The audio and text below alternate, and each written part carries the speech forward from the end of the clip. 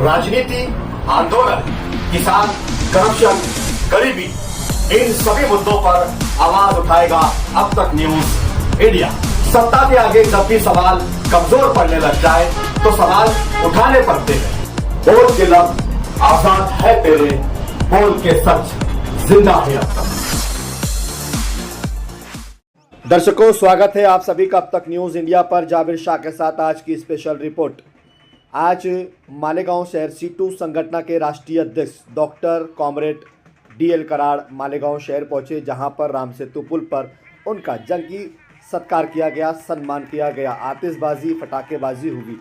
आज comrade doctor DL Karad Dhulia और मालेगांव के दौरे पर थे, जहां पर उनकी संगठन में सभी सदस्यों को आ रही नगर निगमों में दुश्वारियों को लेकर उसका निवारण करने के लिए वो आज धूलिया और मालेगांव के दौरे पर आए हुए थे। पहले धूलिया गए, वहां नगर निगम में आयुक्त से मुलाकात कर वहां के सभी सदस्यों को आ रही दुश्वारियों पर बातचीत हुई। उसके बाद वो मालेगांव शहर राम सेतु पुल पहुंचे, जहां पर सभी संगठन के सदस्यों ने उनका सम्मान सत्कार किया और उसके बाद एक मोर्चे की शक्ल में कम से कम कई सैकड़ों कर्मचारी जो कोणार्क कंपनी में काम करते हैं और दिग्विजय कंपनी में काम करने वाली महिलाएं, कम से कम 500 से 700 कर्मचारियों के साथ doctor comrade DL Karad Malegaon महानगर पालिका एक मोर्चे की शक्ल में वहां पर पहुंचे। डॉक्टर DL कराड़ मालेगांव शहर हर मर्तबा आते हैं जब भी कर्मचारियों को कोई तस्वीर और दुश्वारियाँ होती है तो वो अपने सदस्यों की तकलीफ और परेशानियां दूर करने के लिए आते हैं। समस्या क्या है? कर्मचारियों को अभी तक किमान वेतन लागू नहीं किया गया है, जिसको लेकर कर्मचारी नर्वस व नाराज़ दिखाई देते हैं। वहीं कर्मचारियों की शिकायत है कि समय समय पर उन्हें पगार नहीं दिया जाता, 2-2, 3-3 महीना पगार नहीं होता। पगार देने से पहले कोरे स्टैम्प पर उनकी दस्तखतें ली जाती है। पगार उन्हें मिनिमम वेज के हिसाब से नहीं दिया जाता है। हैंड ग्लोव्स और बूट्स और मास्क और यूनिफॉर्म ड्रेस टीकम फावड़ा उन्हें देने में कंपनी आनाकानी करती है, जिसको लेकर उनकी स्वास्थ्य को भी खतरा लाहक है। ये सारी शिकायतें उन्होंने डॉक्टर कॉमरेड DL कराड़ से की थी, जिसको लेकर डॉक्टर DL कराड़ आज एक मोर्चे की शक्ल में मालेगांव महानगर पालिका पहुँचे। कर्मचारियों के साथ वहां उनकी बैठक हुई, टेबल राउंड मीटिंग हुई, जिसमें स्वच्छता विभाग के कर्मचारी पारके साहब, मालेगांव महानगर पालिका की अतिरिक्त उपायुक्त खाड़े मैडम, वहीं इकबाल साहब, वो कर्मचारी वहां पर मीटिंग में मौजूद रहे। मोर्चा काफ़ी बड़ा था, लोगों की समस्याएं तो थी ही, लेकिन उसके साथ ही साथ बैठक में ये बात भी सामने आई कि मालेगांव शहर में अच्छी और साफ़ सुथरी स्वच्छता करने के लिए कर्मचारियों को लंबे समय तक जो उनकी ड्यूटी है वो काम करना होगा। लेकिन कंपनी मालक के प्रतिनिधि के तौर पर भेजे गए मैनेजर की ओर से ये शिकायत भी बताई गई कि कर्मचारी पगार तो लेते हैं लेकिन ईमानदारी से अपना काम नहीं करते, जिस पर डॉक्टर DL कराड़ ने कमेटी बनाने की तश्कील दी। कर्मचारियों के मुतालिक जो भी शिकायत होंगी वो कमेटी को बताया जाए। ऐसे कर्मचारी जो पगार लेते हैं और इतनी ईमानदारी से काम नहीं करते, उन्हें यूनियन से निकाल दिया जाएगा। हम इस तरीके के सदस्यों का समर्थन नहीं करते। डॉक्टर DL कराड़ ने कहा कि आप किमान वेतन लागू कीजिए, कर्मचारियों से और हमारे सदस्यों से काम लेने की जिम्मेदारी जवाबदारी हमारी होगी। अगर वो ईमानदारी से काम नहीं करते तो हम उनका साथ नहीं देंगे। यह भी डॉक्टर कॉमरेड DL कराड़ ने यकीन दिलाया। इन सभी मामलों पर बैठक और बातचीत होने के बाद डॉक्टर कॉमरेड DL कराड़, अतिरिक्त खाड़े मैडम और कंपनी के मैनेजर से बातचीत हुई। क्या मामला? मालेगाव महानगरपालिकेतील कंत्राटी कामगारांचं किमान वेतन, त्याचबरोबर दर महिन्याला 10 तारखेच्या आत वेतन मिळालं पाहिजे। त्यांना ज्या कायदेशीर सुट्ट्या आहेत त्या सुट्ट्या मिळाल्या पाहिजेत। गणवेश आणि इतर सुरक्षा साधनं मिळाली पाहिजेत। दर 6 महिन्यांनी महागाई भत्ता वाढतो तो मिळाला पाहिजे। 2021 पासून बोनस दिलेला नाही तो बोनस मिळाला पाहिजे। या अशा काही मागण्या घेऊन आज आम्ही आलो होतो। आज खाडे मॅडमच्या उपस्थितीमध्ये ठेकेदारांचे प्रतिनिधी आणि कामगार संघटनेचे प्रतिनिधी चर्चा झालेली आहे। ठेकेदारांच्या प्रतिनिधींनी सांगितले की आम्ही ह्या महिन्यामध्ये याची अंमलबजावणी करू आणि अतिरिक्त आयुक्त मॅडमनी पण सांगितले की हे ते करून घेतील। तर याच्या अगोदरही आम्हाला अशी आश्वासनं मिळालीत, परंतु त्यावेळेला काही झालेलं नाही आहे। परंतु शेवटी आता जी चर्चा झाली ती सकारात्मक झालेली आहे। ठेकेदाराच्या कामांच्या काही अडचणी त्याच्याबद्दलही चर्चा झाली। त्याच्यासाठी पण एक कमिटी करण्याचा निर्णय झालेला आहे. महापालिकेचे अधिकारी, ठेकेदाराचे अधिकारी आणि युनियनचे पदाधिकारी अशी ती कमिटी त्याच्यामध्ये लक्ष घालेल.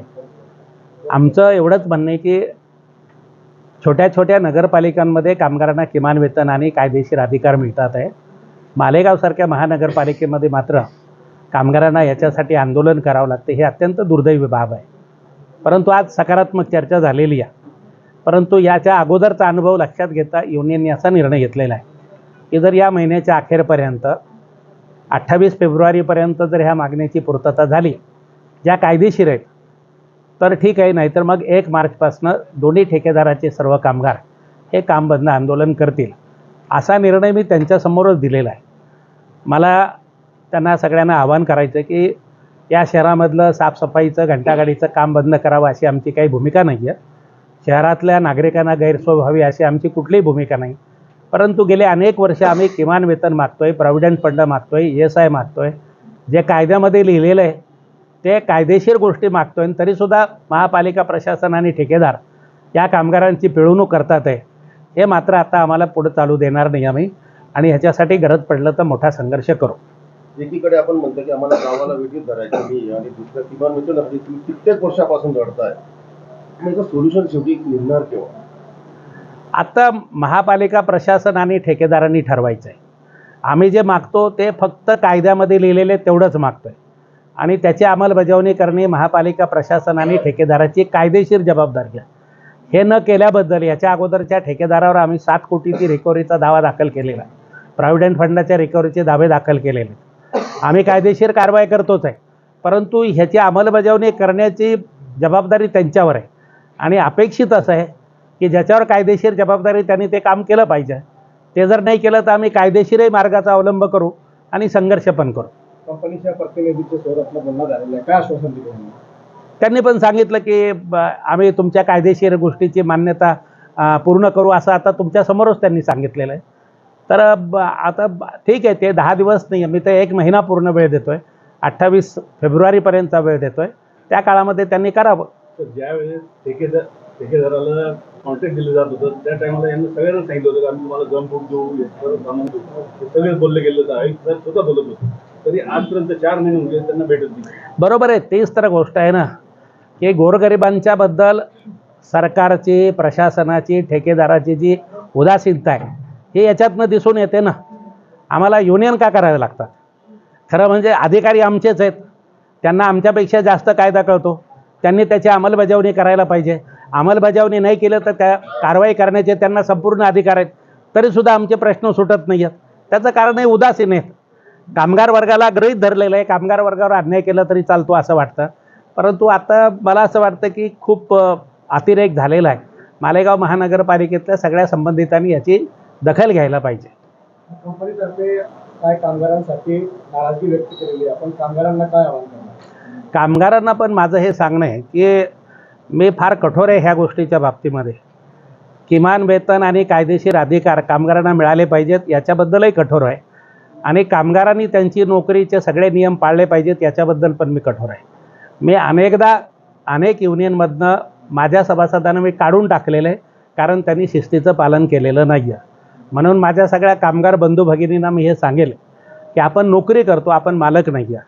आणि नोकरीचे काही नियम असतात. वेळेवर कामावर गेलं पाहिजे, नशापाणी न करता कामावर गेलं पाहिजे, नेमून दिलेलं काम केलं पाहिजे, गैरहजर राहणार असेल तो पूर्वपरवानगी घेतली पाहिजे, काही चोरी चपाटी करता कामा नये. हे काही नियम आहेत.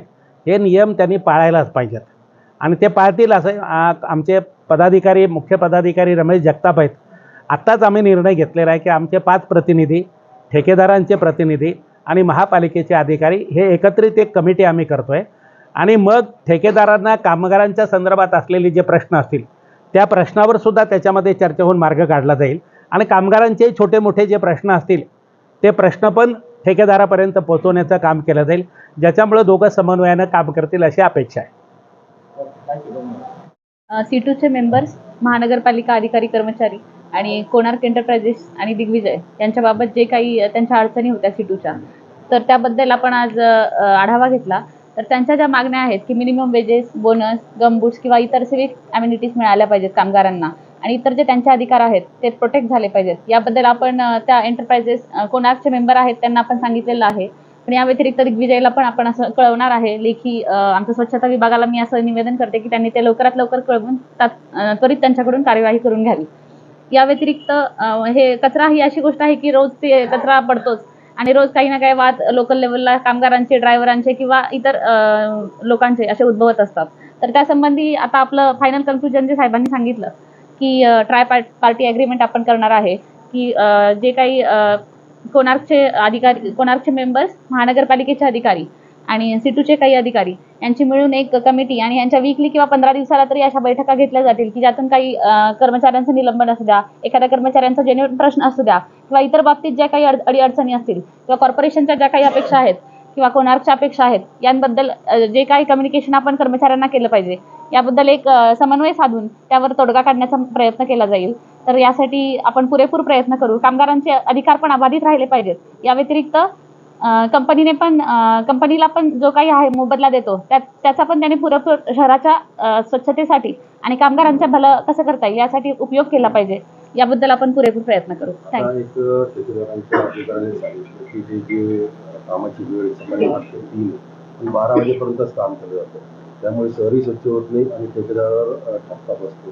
तर आपण काय करूया? आता डॉक्टर कराड साहेबांनी सांगितलं की कामगारांनी पण कामाची शिस्त आणि वेळ याबद्दल काटेकोरपणे त्याचं नियमांचं पालन केलं पाहिजे आणि त्याबद्दल कोणार्कने पण मला वाटतं की स्वतः त्यांचं विजिलन्स वाढवला पाहिजे शहरामध्ये की कामगार नक्की काय करतात, ते त्यांच्या पगारासाठी न्याय देतात का किंवा शहरात कचरा उचलला जातो का. त्यांनी त्यांचं मॅनपॉवर वाढवून त्यांनी वेळोवेळी म्हणजे त्या या गोष्टींवर नजर ठेवून त्या कामगारांवर कारवाई केली पाहिजे किंवा त्यांचा पगार कपात किंवा इतर ज्या गोष्टी आहेत त्यानुसार त्या अंमलात आणल्या पाहिजेत. याशिवाय पण त्यांची जी डिमांड आहे ही खूप जेन्युइन डिमांड आहे जे काही ते सांगतात, कारण मिनिमम वेजेस ऍक्ट हा 1976चा आहे आणि कॉर्पोरेशन नक्कीच याची दखल घेऊन त्वरित आपण त्यांना मिनिमम वेजेस व बाकी फायदे देण्यासाठी प्रयत्नशील राहू अशी मी ग्वाही देते. एक ठेका दिला गेलेला आहे तर त्यामध्ये आपल्या महानगरपालिकेचे कर्मचारी किंवा अधिकारी चौकशी करू. ठीक आहे. ठेका नेमलेले हां. जे एसआय रिपोर्ट देतात किंवा वरिष्ठ अधिकारी जे आहे ते तिथे जाऊन काय चौकशी करू शकतात, तिथे जाण्याची गरज काय म्हणजे डम्पिंगवर? अच्छा, आपले महानगरपालिकेचे अधिकारी. आता महानगरपालिकेचे अधिकारी तर ह्या कामगारांवर लक्ष ठेवणारच. म्हणजे असं नाही की त्यांनी तिथे जाऊ नये किंवा हे करू नये, पण कोणत्या पद्धतीने जावं, कशा चौकशा कराव्यात, सगळ्यांना एका लेवलला कशा पद्धतीने धरावं, हा माझा जवळचा हा दूरचा असा भेदभाव न करता सगळ्यांना एका लेवलला ठेवून कंपनी आणि कामगारांचं ह्या दोन्ही बाजूंनी प्रयत्न करावेत अशी अपेक्षा आहे. याबाबत मी एवढंच सांगेन. थँक्यू. डॉक्टर साहब ने जो भी डिमांड किया वो राइट है. जो हमारे को तकलीफ थी हमने वो भी बता दी. दिवाली बोनस वगैरह वो सब कोणार्क के लिए नहीं था, वो दिग्विजय के लिए था. हमारे लिए सिर्फ ये इतना था कि बैंक में सैलरी आना चाहिए और कीमा वेतन की तरफ से आना चाहिए और जो असेंशियल सर्विस के इक्विपमेंट्स है वो उनको मिलना चाहिए. उन्होंने वो 28 फरवरी तक टाइम दिया, हम उनको दे देंगे. आप कब तक मतलब करके देने वाले कुछ टाइम 28 फरवरी तक है वो बॉन्ड लास्ट डेट है, उसके पहले अपना हो जाएगा. और हमने एक बोला है कि इन सब कर्मचारियों को पुलिस वेरिफिकेशन मान्य है, नीड है, मैंडेटरी है. ब्लैंक वेजेस स्लिप पे साइन किया जाता है, उसका कुछ जरा खुलासा करें. वो पहले टाइम हुआ था, उसके बाद दूसरे महीने में नहीं हुआ है. हर महीने को हुआ है? नहीं हुआ है. बिल्कुल. ठीक है, यहाँ पे अभी जो भी चीज़ है उसका निर्णय लेना है, आर्ग्यूमेंट नहीं करना है, बराबर ना. और पुलिस वेरिफिकेशन नहीं थे. और मैं डॉक्टर साहब को एक ये भी बोला कि अभी तक हमने जो भी 2-3 कर्मचारी को सस्पेंड किया है वो फिलहाल हम नहीं लेंगे वापस कंपनी में. बाकी जो भी स्टाफ है हम उनको इम्प्रूवमेंट करेंगे, जो भी नीड्स है हम उनकी पूरी करेंगे as per the rules and regulation के हिसाब से. और जो काम ना करेगा, जो प्रॉपरली ड्यूटी आवर्स नहीं देगा, उसके अब अपन एक्शन भी करेंगे. ठेका देने के वक्त जब आयुक्त के सामने जो डिमांड बताई थी कि इनको ये सब वेतन मिलेंगे, फ्रीज मिलेगा, जो भी ये अभी तक दिया गया है. मैं प्रेजेंट नहीं था वहाँ पे. आपके वरिष्ठ ने तो ठीक है ना, मैं अभी वरिष्ठ को ये मैसेज करूँ. मैं डॉक्टर साहब को वही बोला कि जो भी आपकी रिक्वायरमेंट मतलब जो डिमांड थी वो हम वरिष्ठ को भेज के HO से मिलना के अप्रूवल करा के जल्द से जल्द ये क्लियर करेंगे.